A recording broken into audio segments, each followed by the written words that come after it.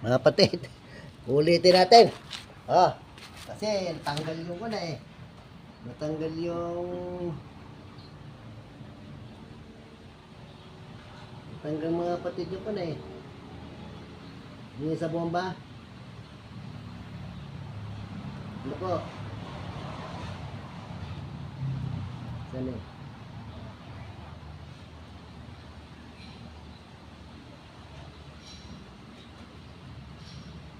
Pasensya na kayo mga kapatid ha. Hanapan natin ng kanyan. Magandang apoy. Para sa pompo.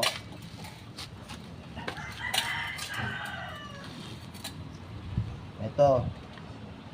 Gumawa na lang ako ng panibago. Wala kasi pa yung order ko sa Shopee, yung bracket ito.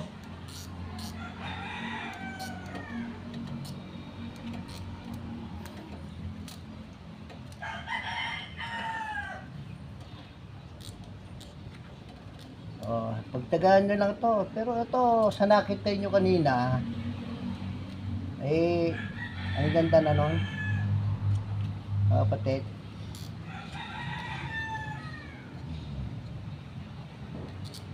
Hanap tayo ng pinakamatipid na kalan. Napakamahal ngayon ng gasol eh. Mga kapatid eh. Kaya ako nagsisikap kung paano tayo makatipid. Ano po? Kaya titingnan nyo na lang. At sa susunod at napaganda ko apoy nito mga kapatid. Tuturo ko sa inyo ng isa-isa. Pero isipin nyo, wala po itong, hindi po ito delikado. Kahit si ate magluto, o si kuya, hindi po delikado ito. Papaliwanag ko po sa inyo, pag ito ay naging maganda ang resulta, ay ipapaliwanag ko sa inyo mga kapatid. Promise, hindi ito magiging konsenyo. Kasi ayoko ring mapahamak kayo. Kaya tayo gumagawa ng paraan para makatipid. Siguro para sa akin mas maganda itong Petron kaysa doon sa langis. Ang langis kasi minsan hindi rin nagiging maganda. Maganda rin yun sana. At minsan wala na kayong makuhang mga langis kasi marami na pong gumagawa ng kun. Marami na pong gumagawa hihingi ng langis eh. Kaya ang mga talyer nahihirapan na makahanap ng langis na pinag-change line. Mga use oil at tinutukoy ko po mga kapatid. Kakabit ko na po ito.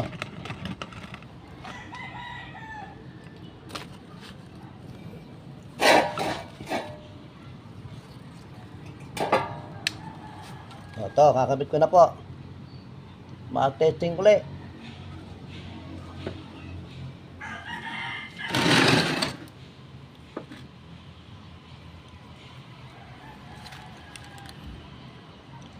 O yan, nakita niyo po ba?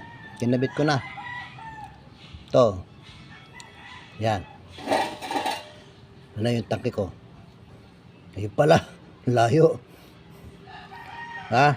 Paandayan na po natin.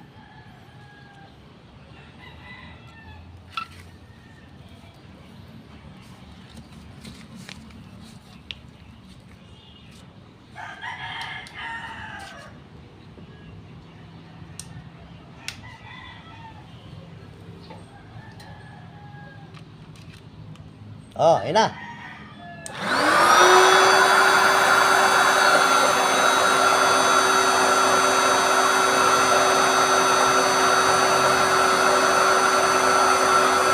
Oh, yun. Ha? Ayun na. Oh. Diba maganda mga kapatid? Oh. Tatagalin natin yan.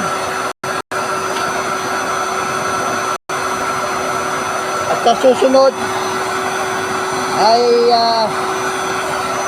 yung 1 litro titingnan natin kung ilang oras maubos para tayo makatipid o maganda ang pan. Pag matagal, umabot ng 2 oras at 1 litro, eh maganda na yun. Mga kapatid. Tingnan ha. Ano na ako eh. Ang ganda oh. Oh. Ang ganda na yan. Yan. Kaya pag nailagay yun, akala nyo walang apoy, meron yan. Meron po yan. Oh. Oh.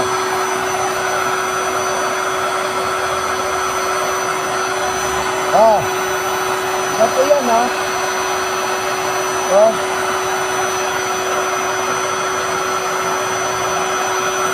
Oh. Oh. Yapoy.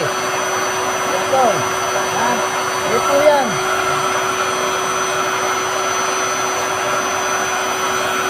Ganda po yan ha?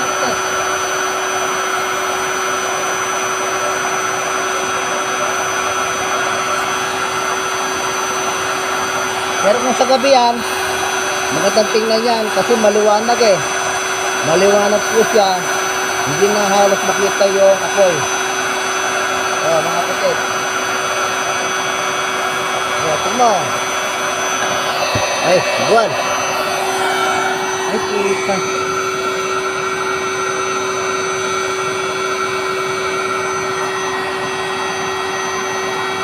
Yan oh. Nakulo na oh. Tama, hindi makita apoy, pero may apoy yan, lakas niyan.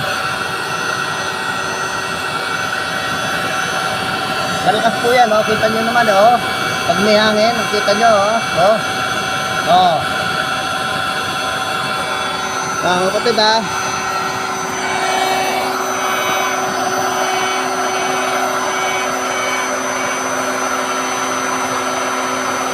Oh, kumulo na. Kumulo na mga kapatid, oh. Oh, kumulo na. Bilis, ano? Bilis, ha? Ngayon.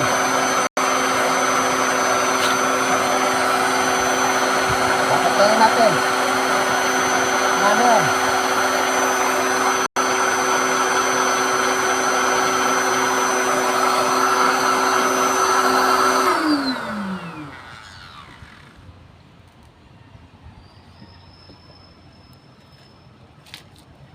Yan. Ngayon mga kapatid, ha? Kaya ako gumawa ng sarili niyang tangke para medyo safe. Pero ipapaliwanag ko sa inyo bakit hindi delikado. Mga kapatid. Sana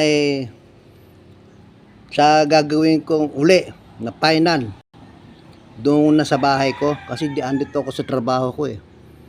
Doon na sa bahay ko sa gabi ko gagawin para makita nyo yung dingas ng apoy. At ako sinisigurado ko po sa inyo palibasa ang gumagawa. Maganda ito, matipid. May pwede nito sa Kalan-Use oil. Pwede po yan. Ngayon, pagkahirapan ngayon ng langis mga use oil sa mga talyer. Wala ka nang makuha halos. Kaya ang nisip ko ng paraan kung paano pa aking gagawin. Sinubukan ko itong Petron. May kasamang tubig. Tubig po ito. Mga kapatid, ito, tubig yan. Yan, tubig. Ano po? O yan, dyan ang galing, oh. Yung singaw nun, nung gasolina, yung singaw nun. Hindi po ba? Ito, pupunta rito sa loob. Pagpunta rito, kukulo. Ngayon, yung gasolina na amoy gasolina, katya.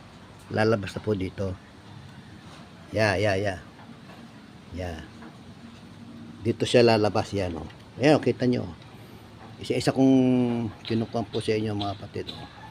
Ito papalawanan ko na rin. Sa final, papalawanan ko pa rin para maintindihan nyo.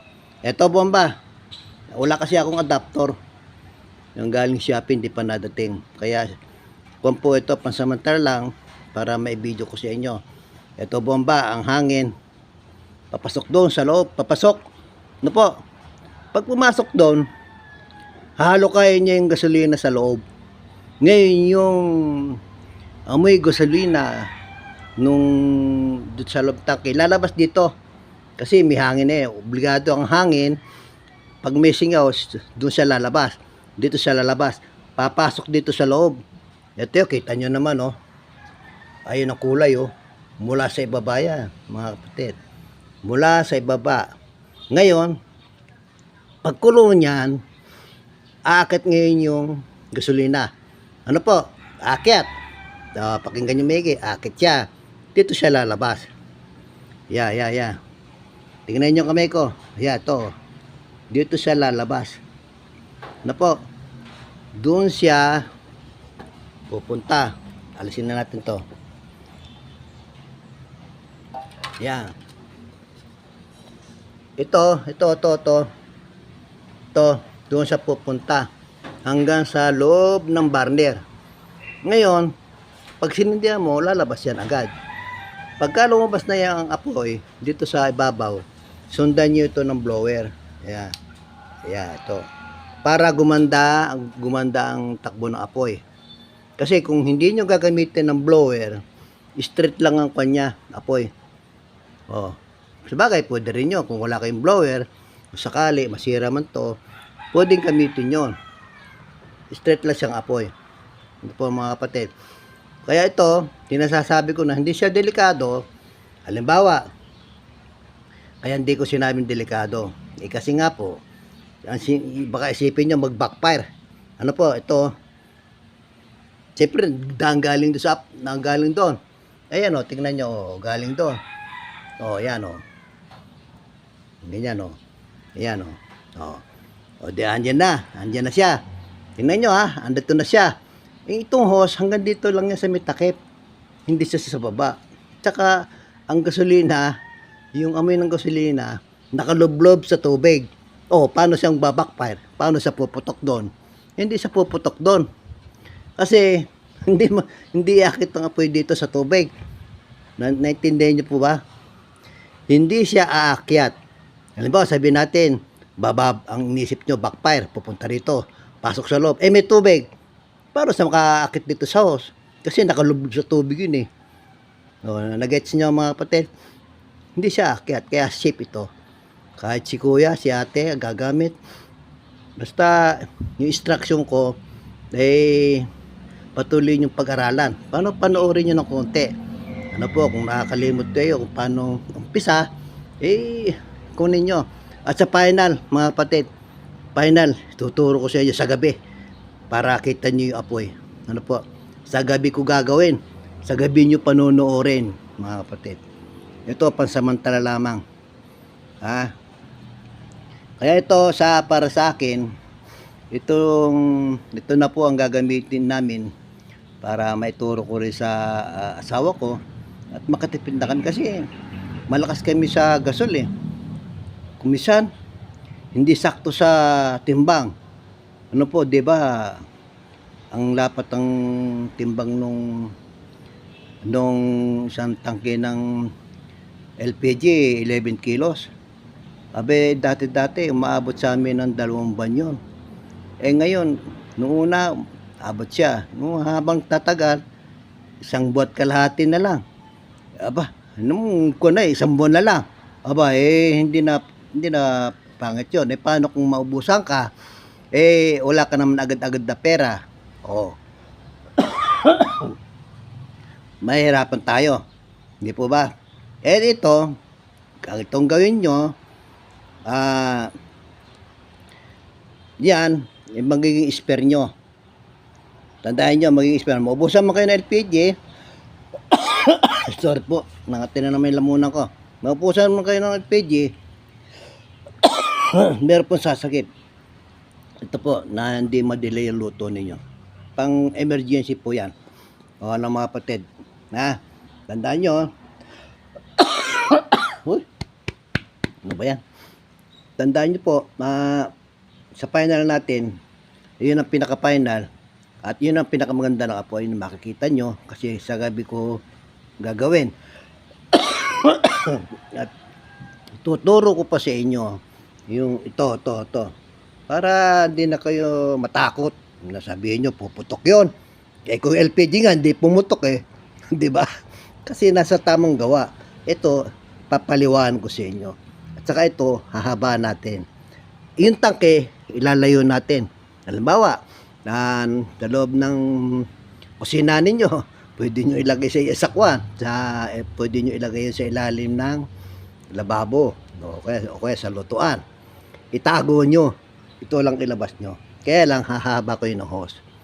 Ano pa mga kapatid? Saka ito. Ako. Nakatira na may lalamunan ko mga kapatid. Pasensya na kayo ha.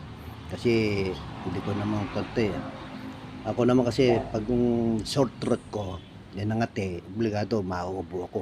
Kahit naman sino pagka nangati yung short throat nyo, ubuhin kayo lalo. Buti nga ngayon madalang na ako umubo kasi nanggagamot po ako mga kapatid. Kaya sige po, maraming salamat sa inyo sa panonood. Like and share nyo naman mga kapatid para makita naman ng mga OFW kung sakaling gusto nyo gayahin to, meron silang kalan mga kapatid. Pwede naman kayo umorder sa akin kung ano pa man. Basta dito lang po sa Cavite, taga Cavite po ako mga kapatid. Yung henyo ng Cavite. Yung dalubhasa kung tawagan nila. Charot lang po kapatid. Mga best friend, babay na po.